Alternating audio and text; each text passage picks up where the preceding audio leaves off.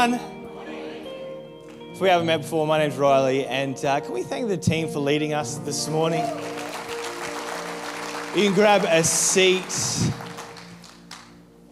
Man, I'm hungry to encounter the presence of God this morning. He is here. He wants to speak to us, and He wants to move, and I'm excited for it. I think we're all a little bit hungry this morning, and my determination for us, is that we wouldn't leave this room the same as when we walked in, that we would leave closer to God, empowered and strengthened in our faith. And so we're going to get into the Word in a moment, and we're in a series at the moment called Unbreakable. It's the idea of having unbreakable faith. And we've been following the story of David and his life.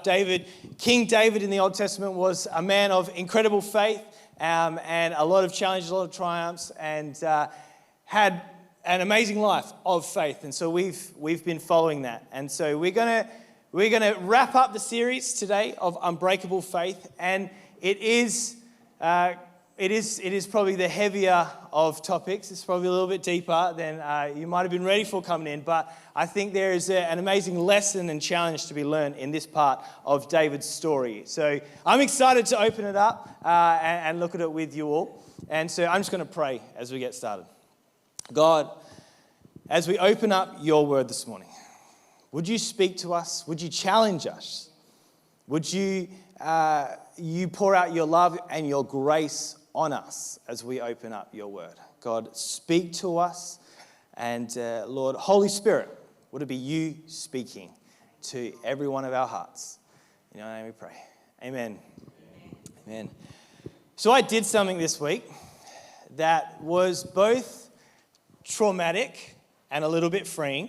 I had a moment, and it was a bit of an experience for myself. I did something, and in this moment, I felt sick. I felt embarrassed. I cringed. It was a moment that I would have rather not lived through, but I had to, and I did it. And it wasn't fun. It wasn't a fun moment. And what I did is I went through my old Facebook history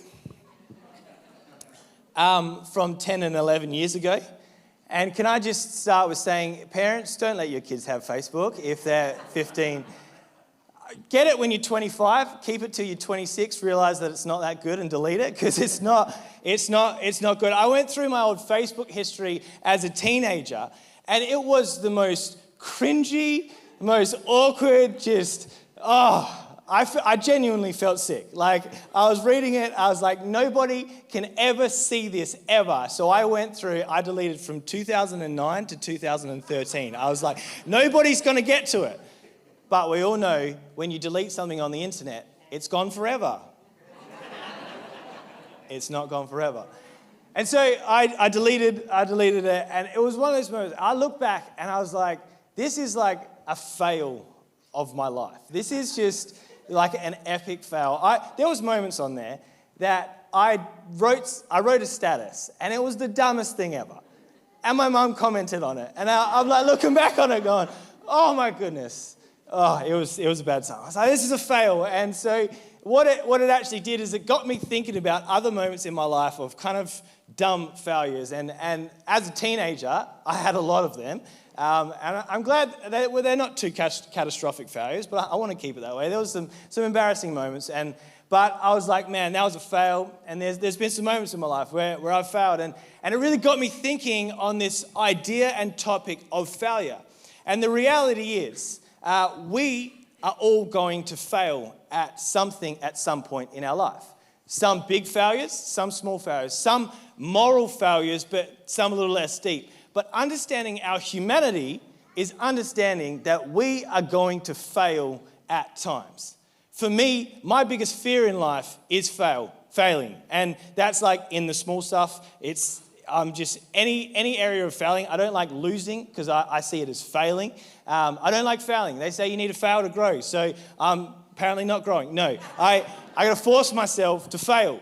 And so, but I don't like it. I don't like it. And it raised this question in me: how should we respond to failure in our life? We're all going to fail, varying degrees, but how should we actually respond to the moments of failure in our life? And I think to understand and unpack that question, we've got to first understand the process to failure. Failure doesn't just happen. There is a natural process to failure. So we're going to continue in David's story and look at his most epic failure ever. This is the dumbest thing that he did in his life. And you might already be going to the story. It's the story of David and Bathsheba. And so we're going to read from 2 Samuel, the start of this story, as we look at the process of failure. It said in the spring, at the time when the kings go off to war, David sent Joab out with the king's men and the whole Israelite army. They destroyed the Amorites and besieged Rabbah. But David remained in Jerusalem. David, why'd you remain there?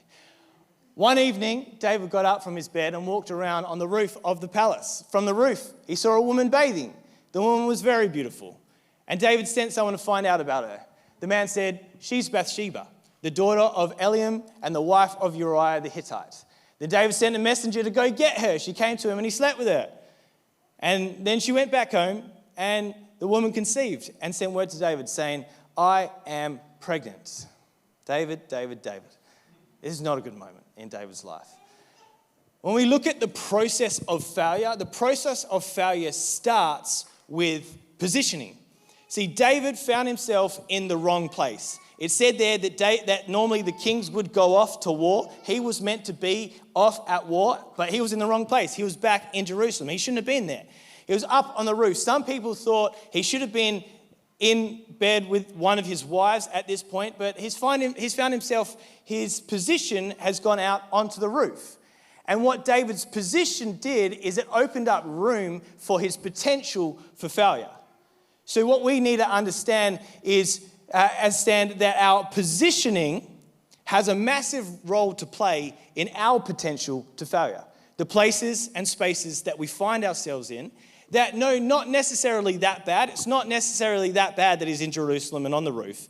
But we've got to understand that our positioning actually opens up greater room for potential to failure. We find ourselves in places that we would have positions that would have greater room for failure. Things like, we could be doing our finances on our own or finances for our business, but we do it solely on our own. It doesn't mean that you're going to fail in that space, but that space then has a greater potential for failure because there's nobody around. It's got a high potential. Working with somebody one-on-one who's not your spouse, off at a job consistently, that doesn't mean something bad's going to happen, but what it does is it opens up room for potential to failure. Conversations that we have with people and the spaces and communities that we put ourselves in can change our thoughts and our values, and that position that we find ourselves in increases our potential for failure. Does that make sense? And the things in our life that have a greater potential for failure are the ones that we don't know, think about, or address. When we don't address the things in our life that have potential for failure, they have greater potential for failure. So what we need to do is we need to assess the positions in our life that we find ourselves in that have a greater potential for failure and safeguard ourselves. For me, my job is working with people. Working with people is like my whole job. And so working with people means a greater potential for failure. It doesn't mean a higher likelihood, but a greater potential for failure. So what I do is I got to put safeguards in place to make sure that I can keep myself and others safe always, to minimize the potential for failure by the positions that I find myself in. That's what I need to do in our job. What we need to do is assess those positions in our life. Now, for David's story, it really should have ended like this. He was on the roof, he was walking around, his position wasn't great, and he's up on the roof, and he sees a naked lady. And he thinks, he might have been like, "Oh, naked lady, I should go inside." No, David, inside.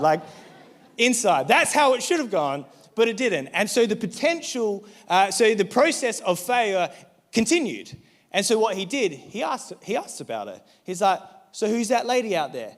And what we've got to understand is that failure is not a moment in our life. Failure is a series of moments leading up to one big moment. He asked about her. He had a lot of chances and opportunities to stop. First thing he does is he's up on the roof and he looks at her. And he's like, that should be the moment that he goes inside. He doesn't. He asks about it. All right, he's pushed it again. David shouldn't have done that, but he keeps going. And then he gets her to come over. And then he sleeps with her. He kind of, moment after moment, he goes and he continues in his failure. There are moments of failure leading to a bigger moment of failure.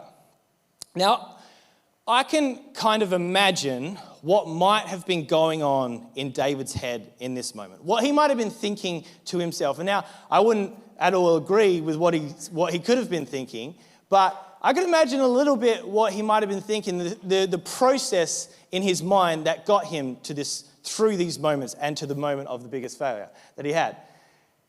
He would have been up on the roof and he's looking out and he sees a lady and he sees a lady bathing and he thinks to himself, oh, you know what?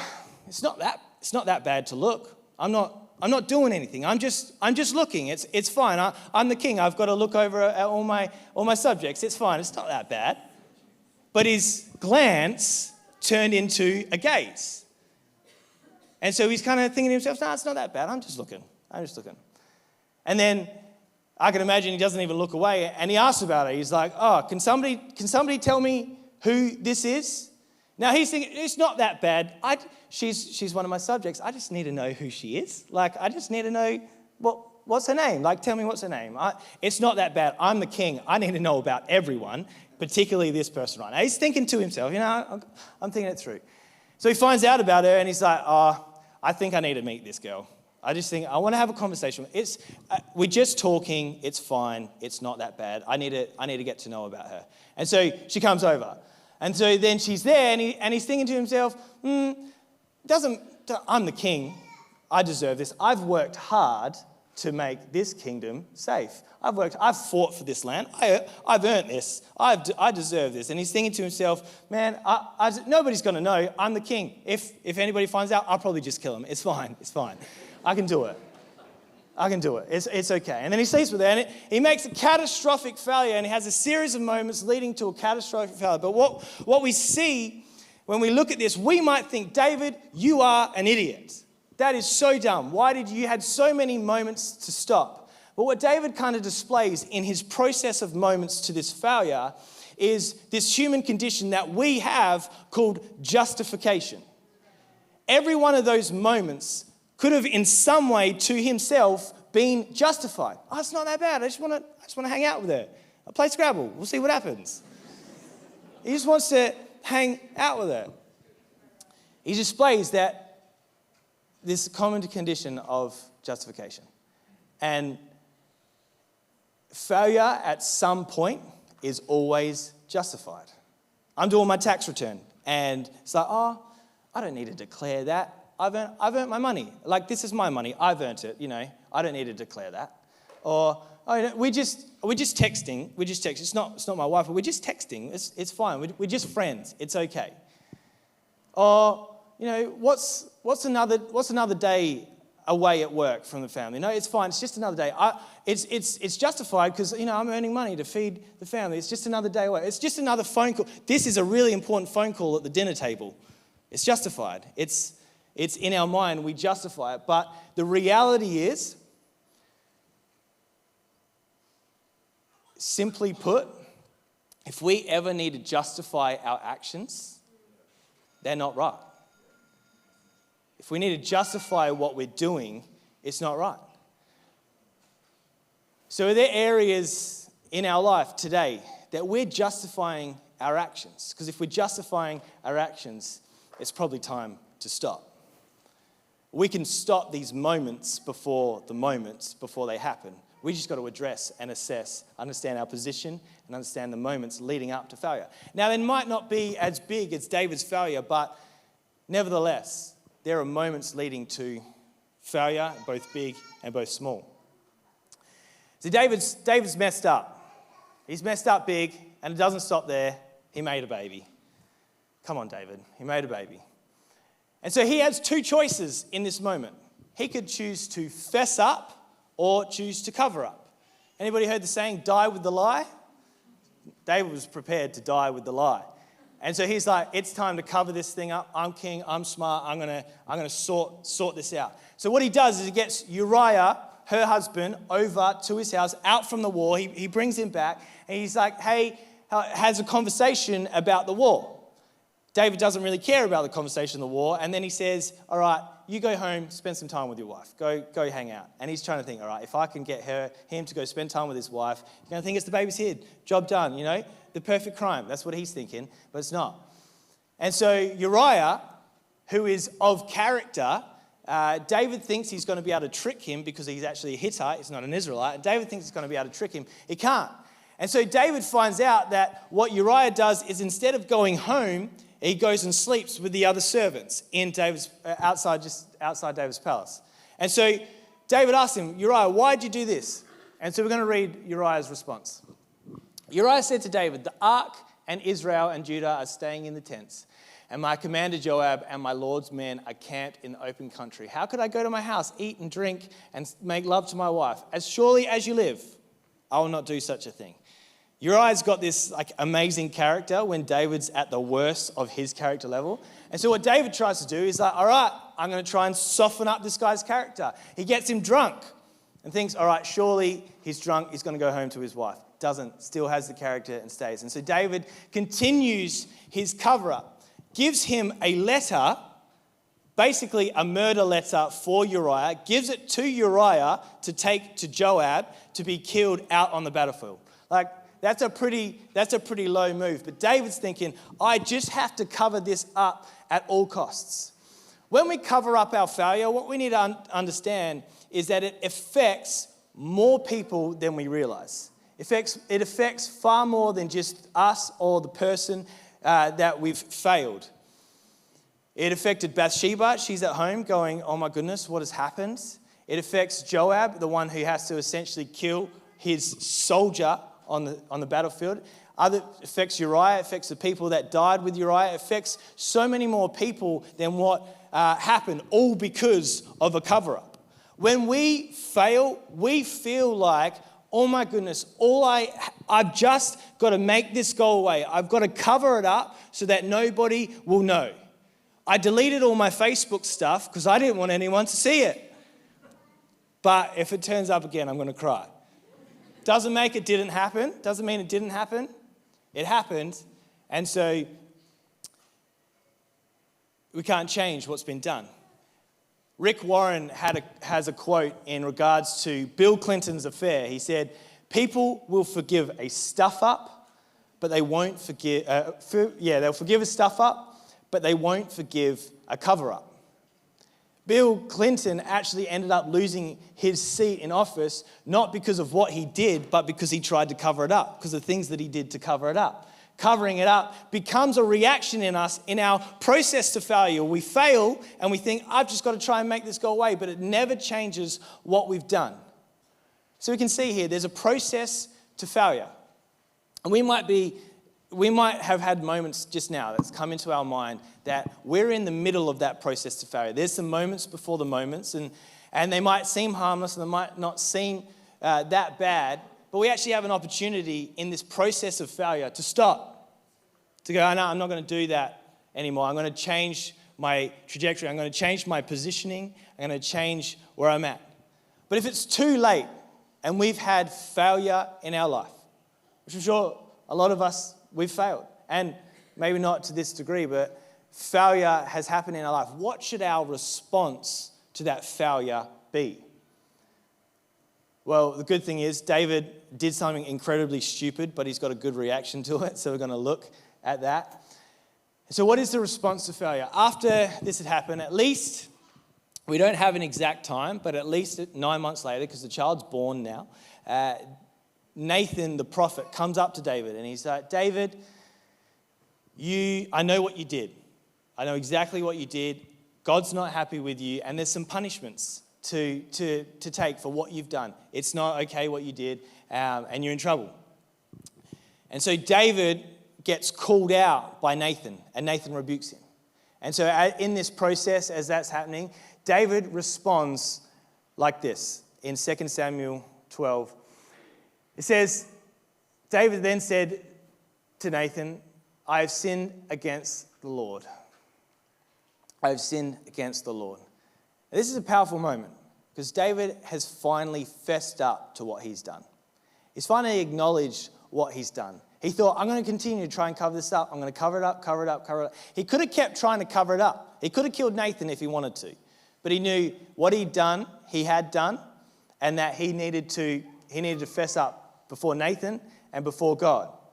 So the response to failure that we need to have is we just got to own it and we got to fess up.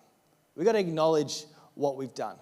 Sometimes when we fail, we put it to the back of our mind like it never happened, and we just try to go about and just, it's never happened. If I don't think about it, it's gone. I had stopped thinking about my Facebook posts until they popped up again. We don't think about them, but we got to acknowledge them and fess up to the things. The first step to our response to failure is fessing up, owning it. And then the next part to it we see here, Nathan tells David, he says, David, the son that you had with Bathsheba, you're gonna lose your son. You're not gonna have that son anymore. You're gonna lose him. And so sadly, David, he tries fasting and praying, and he tries in that moment to make that not happen, but he loses his son. And what David does, which we're going to read again in a moment, is David actually owns his mistakes. He owns his consequences. The idea of sin, all sin is sin. You kind of, sin is sin, we've all heard that saying before, sin is sin. And the punishment for sin is death. Yes, sin, the punishment for sin is death, but not all consequences for sin are the same. And so what David had to do is he had to own what he did, and then he had to take the consequences.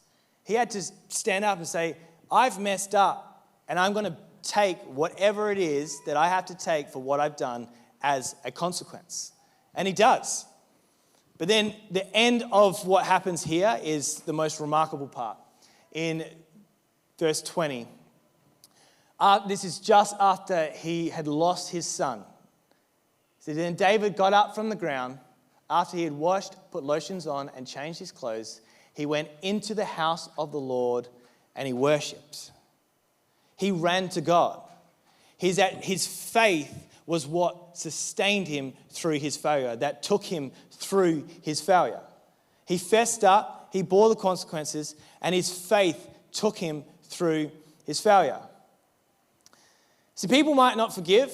Rick Warren's quote is great. People won't forgive a cover-up, and they might forgive a fess up. They might forgive a mess up, but God forgives all. God forgives all. And so David runs to God in his mistake. He goes to God, and his faith takes him through that moment. And what happens here is amazing. In the end of this chapter, it says, Then David comforted his wife Bathsheba, and he went to her and made love to her, and she gave birth to a son, and they named him Solomon, and the Lord loved him. So David's had this monumental stuff up. He's owned it, he's taken the consequences, and he's run to God. And then he goes, and after all this, makes love to his wife, and they have a baby, and Solomon. And there's a remarkable reality from this point in the story, is that Solomon, that child, that lineage, Solomon took over from David, and then through that lineage, Jesus was born. And it shows us that God can take monumental failure and make something amazing from it. He can renew and redeem any failure. He doesn't breeze over the consequences. There's still consequences. There's still stuff we got to do. But when we fail, God is able to take what we've done and still do something amazing through it. I think that's pretty powerful. See this, but that never would have happened. Solomon never would have happened. That everything that came from that never would have happened if David didn't have the kind of response that he had through his faith. If he had kept covering it up, kept going about, none of it would have happened. So often we think when we've messed up, it's done. I've stuffed it, I'm completely done. But we've got to understand that God still loves us, still wants us to draw close to him. We can't change what we've done, but we can respond to our failure through our faith.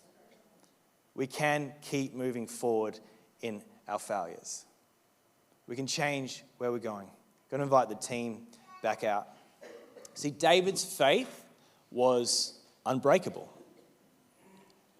His faith was unbreakable, and even though he had failed to potentially the worst failure you could fail in, he held on to his faith, and God was able to redeem him. That shows us that even today, when we fail, we've got to have unbreakable faith in a God who will never leave us or forsake us. So that's our process to failure. We're all going to fail, varying degrees, but we're all going to fail. But our option is always our response.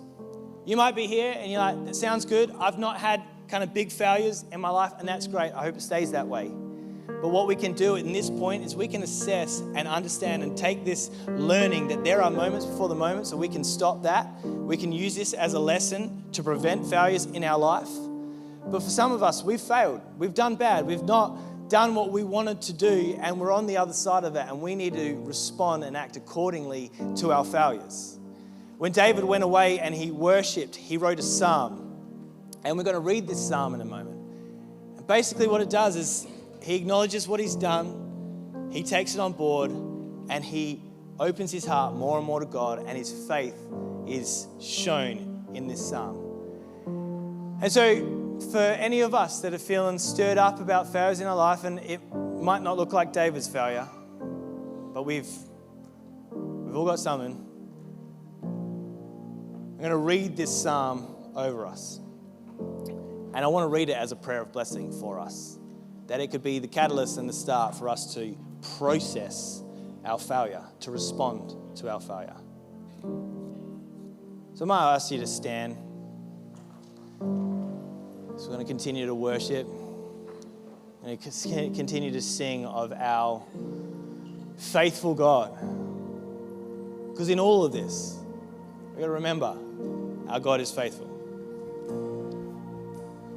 So I'm going to read this psalm. I invite you to close your eyes, and if you want to receive this, I'm going to read it as it's written. So I just encourage you, if you want to respond to your failure, to echo this in your heart, that it would be a prayer for you to God as a part of responding to failure. So I'm going to read it, and then we're going to worship. We're going to run after God, just as David did. Psalm 51. Have mercy on me, O God, according to your unfailing love. According to your great compassion, blot out my transgressions. Wash away all my iniquity and cleanse me from my sin. For I know my transgressions and my sin is always before me. Against you, you only have I sinned, God, and done what is evil in your sight. So you are right in your verdict and justified when you judge. Surely I was sinful at birth, sinful from the time my mother conceived me, yet you desired faithfulness in the womb. You taught me wisdom in the secret place. Cleanse me with hyssop and I will be clean. Wash me and I will be whiter than snow. Let me hear joy and gladness. Let the bones you have crushed rejoice. Hide your face, God, from my sins and blot out my iniquity. Create in me a pure heart, O God, and renew a steadfast spirit within me. Do not cast me from your presence or take your Holy Spirit from me. Restore to me the joy of your salvation and grant me a willing spirit to sustain me. God, this is our prayer. Lord, help us to face our failures. Help us to process our failures. Help us to respond to them. But God, would your love and your peace infiltrate our hearts as we respond and have faith through failure. Praise you, God.